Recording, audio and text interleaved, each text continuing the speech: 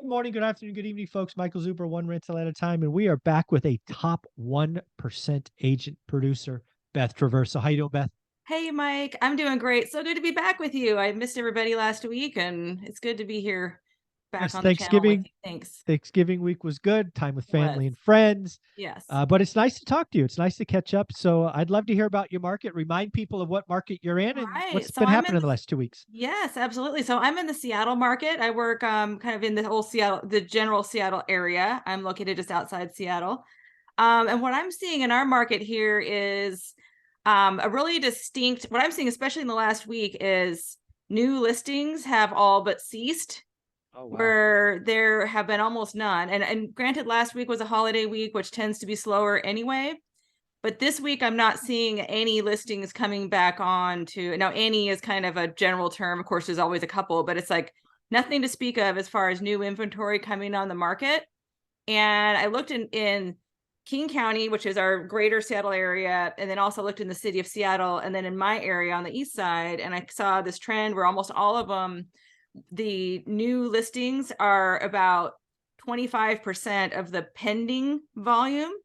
Oh, So, wow. or number of pendings. So the pending transactions are about 3 to 4x what the new active listings are for the Mm. last 7 days. So what that tells me is that we're back in the seasonality trend that I see in our area. Now, of course, everybody's got to pay attention to their own market and how it operates. But what I'm seeing here is kind of the classic setup that I see every year, having done this for 25 years or more, that what we're seeing is inventory is going to be dwindling down over the holidays to life support Mhm. levels, where Mhm. there's going to be nothing on the market, and the buyers that have been waiting around, just taking their time, are going to get a little bit antsy because there's nothing to buy.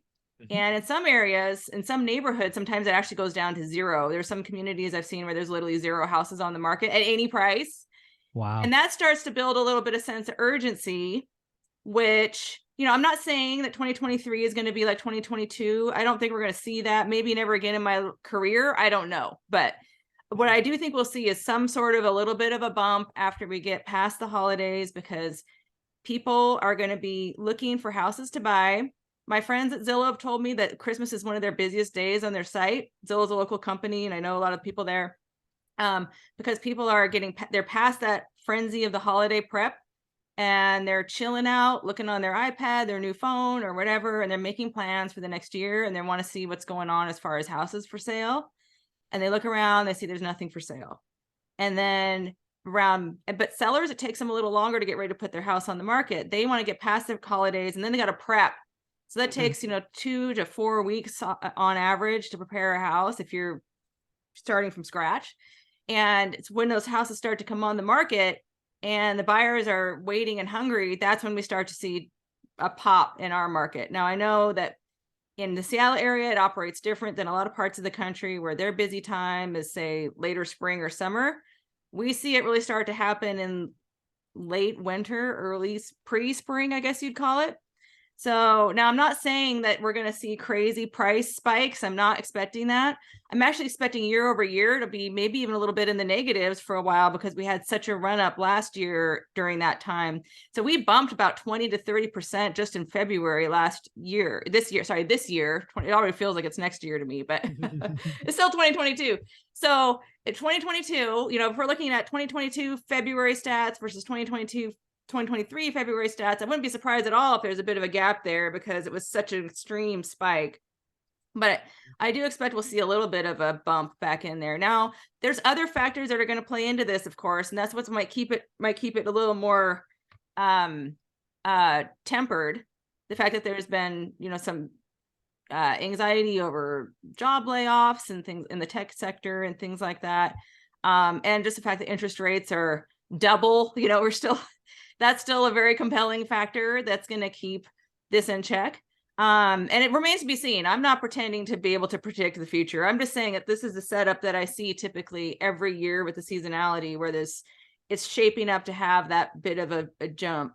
What that's going to look like remains to be seen. And, it may not happen at all, but that would be very interesting to me to see if we go to no inventory and then not have any impact on pendings and sales if we start to get more inventory coming on the market.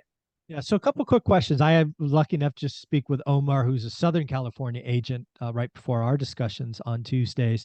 And over the last 2.5 months, his inventory is down 30%. Would you think that's about right for you as well? Active inventory? Well, active inventory, we're down about, let's see, we are down about 15 to 20% right now from the October numbers. So I Okay. don't know about 2 months, but just in the last month I was looking, we were at about, in October, we were total active was about 3,300, and now Mhm. we're about 2,700 or so. So we look at that.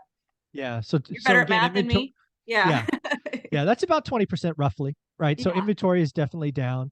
The other Hmm. thing that Omar shared with me, which I thought was crazy, in a normal week in his market, which again is the high desert, people can watch that in his playlist.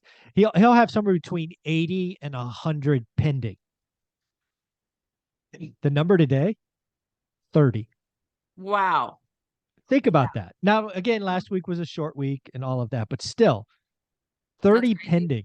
That transactions are crashing in the high desert, Hmm. Hmm. right? Because Yeah, no and transactions inventory, are no are buyers. are down here too. They have been for a while. So our transactions crashed last July, and it's been just kind of rolling along at about 40% down year over year.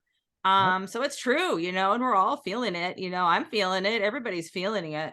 I've got more listing inventory now than I've had since spring, and back then it was about just managing the onslaught of offers and how do you leverage that to the maximum Yep. benefit to the seller. But now it's a little bit more about setting expectations of like, okay, this is going to be a little more of a marathon than a sprint, and about Mhm. even the best houses that are prepped right and priced right aren't necessarily flying off the shelf. Mhm. Although I have had some sell in 2-3 days, but a lot of them are taking a little longer, and that doesn't necessarily mean we're doing something wrong. It's just a matter of just that's what the market is doing. And what I'm seeing right now, so this is something a takeaway for buyers out there is like, so what I'm seeing right now is like, even if something is priced right, well, it's a takeaway for sellers and for buyers. But even if everything is done right, it still might take a little longer. And that doesn't necessarily mean that something is wrong. It doesn't mean that our price is too high necessarily. But I've had some discussions with sellers about, well, what can we do if we want to speed things up a little bit? And really, the only lever to pull is the price. If the marketing's right Mhm. and everything is done right, and we're getting the word out properly like we're supposed to, and it's still not moving, and they want to get something to happen sooner, the only thing we can do is to reduce the price. And so you will see some price reductions that might bring things to new price lows right now. So that could be an option for buyers if they're looking for opportunities out there. A lot of sellers at this point in the year are having discussions with their agents about like, well, my house has had no offers, it has longer market time. Maybe we just take it off the market for the holidays and try again later. Yeah, And so that's part of the reduced inventories. We're seeing some of that for where people sure. are just like, you know what? Let's just take a break. Nothing's happening anyway. We'll put it back on in January, February, whenever they're ready after the holidays. But those that are still out there that need to move, that want to make plans and are feeling some urgency, those are the people that are going to be maybe a little more open-minded about taking a lower offer. If you're a buyer, it might be an opportunity for you. Yeah, and then the last thing about your market I wanted to follow up on, I think you spoke on this 3 or 4 weeks ago, was you were identifying kind of a hole in the market, right? There was stuff below the median, and then there was what I'll call luxury, but there really was a missing piece in the middle. Yeah. How does that look today? Is that the same, or did it kind of work Same. itself out? I'm not seeing any change on that. And those are still the Wow, ones that seem to be moving the fastest, ironically. Because interesting. that's kind of the move up one where you'd be like, well, who's moving up right now? But Yeah. if there's nothing for sale, it's all it's supply and demand, just classic supply and demand. If there's nothing out there, like I've mentioned before, it's the ones that have the it factor, the ADU, the shop. In my area, it's like ADU, shop, view, a little bit of land, something extra.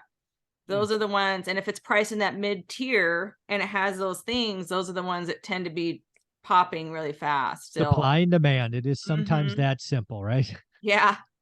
And the ones Well, where there's a lot of them, say it's a subdivision home where there's a whole bunch of almost identical ones. Why, if you're a buyer, why not just wait and see who's yeah, going to drop the most? exactly, exactly. Hmm. Well, if somebody wanted to buy or invest in your neck of the woods, Beth, how would they reach out to you? Yeah, easiest way is just to reach out to me through my website, Beth Traverso Group. And if you want to chat, you can easily reach me on Facebook. Awesome. Thanks, Beth.